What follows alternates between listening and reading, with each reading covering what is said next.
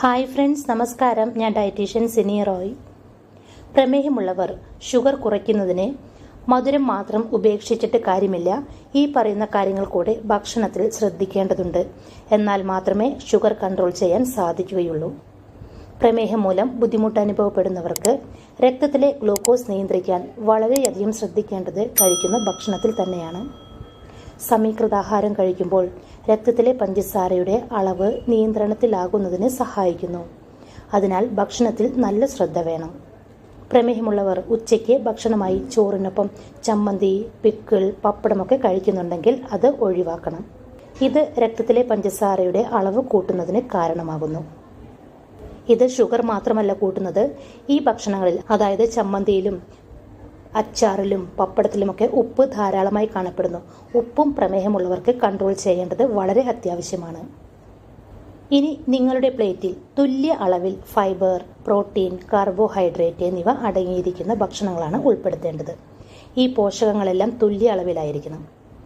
ഈ പറഞ്ഞ പോഷകങ്ങൾ ലഭിക്കുന്നതിനായി ഷുഗർ ഉള്ളവർക്ക് ബ്രൗൺ റൈസ്, ഓട്സ്, പച്ചക്കറികൾ, പയർവർഗ്ഗങ്ങൾ, ഇലക്കറികൾ എന്നിവ കഴിക്കാവുന്നതാണ്.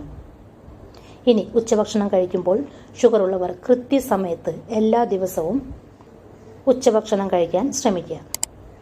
കഴിക്കുന്ന സമയം കൃത്യമാകുമ്പോൾ രക്തത്തിലെ പഞ്ചസാരയുടെ അളവ് പെട്ടെന്ന് ഉയരുന്നത് തടയാൻ ഇത് സഹായിക്കും. അതുകൊണ്ട് ഭക്ഷണം കഴിക്കുന്ന സമയം വളരെ പ്രധാനപ്പെട്ടതാണ്. അടുത്തത്, പ്രമേഹമുള്ളവർ ഉച്ചഭക്ഷണ സമയത്ത് പൂർണ്ണമായും ഒഴിവാക്കേണ്ട ഒന്നാണ് വറുത്ത ഭക്ഷണ പദാർത്ഥങ്ങൾ. അതായത് മീൻ വറുത്തതോ ചിക്കൻ വറുത്തതോ അതുപോലെ വറുത്തത് എന്തെങ്കിലും കഴിക്കുന്നുണ്ടെങ്കിൽ അത്തരം ഭക്ഷണങ്ങൾ നിങ്ങൾ പരമാവധി ഒഴിവാക്കണം. അതുപോലെ തന്നെ വറുത്ത ഭക്ഷണങ്ങളിൽ ഉപ്പും ധാരാളമായി കാണപ്പെടുന്നു. ഷുഗർ ഉള്ളവർക്ക് ഉപ്പ് കൂടുതൽ കഴിക്കുന്നതും അത്ര നല്ലതല്ല. അടുത്തത്, ഹൈ പ്രോട്ടീൻ, ഹൈ ഫൈബർ അടങ്ങിയ ഭക്ഷണങ്ങൾ ഡയറ്റിൽ ഉൾപ്പെടുത്തി ഉച്ചഭക്ഷണം തയ്യാറാക്കാവുന്നതാണ്. നേരത്തെ പറഞ്ഞതുപോലെ പ്രോട്ടീൻ ലഭിക്കുന്നതിനായി പയർവർഗ്ഗങ്ങൾ ഉപയോഗിക്കാം, പനീർ ഉപയോഗിക്കാം, സോയാബീൻ ഉപയോഗിക്കാം, മുട്ട, ചിക്കൻ കറി ഇവയൊക്കെ പ്രോട്ടീൻ ലഭിക്കുന്നതിനായി നിങ്ങൾക്ക് കഴിക്കാവുന്നതാണ്. ഇനി ഫൈബർ ലഭിക്കുന്നതിന് വേണ്ടി ഇലക്കറികളിൽ ധാരാളമായി ഫൈബർ കാണപ്പെടുന്നു. ഏതെങ്കിലും ഒരു ഇലക്കറികൾ നിങ്ങൾക്ക് ഡെയിലി ഡയറ്റിൽ ഉൾപ്പെടുത്തുക.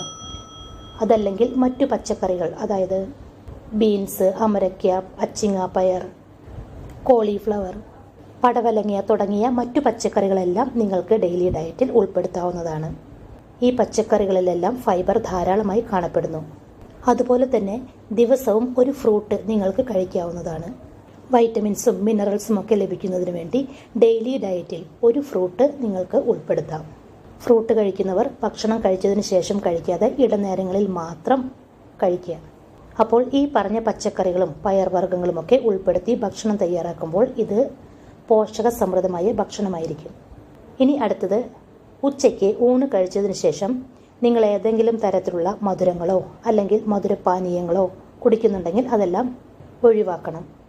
ഭക്ഷണത്തിന് ശേഷം മാങ്ങ, ലിച്ചി, മധുരമടങ്ങിയ ലസ്സി എന്നിവ കഴിക്കുന്നതൊക്കെ ഒഴിവാക്കുക.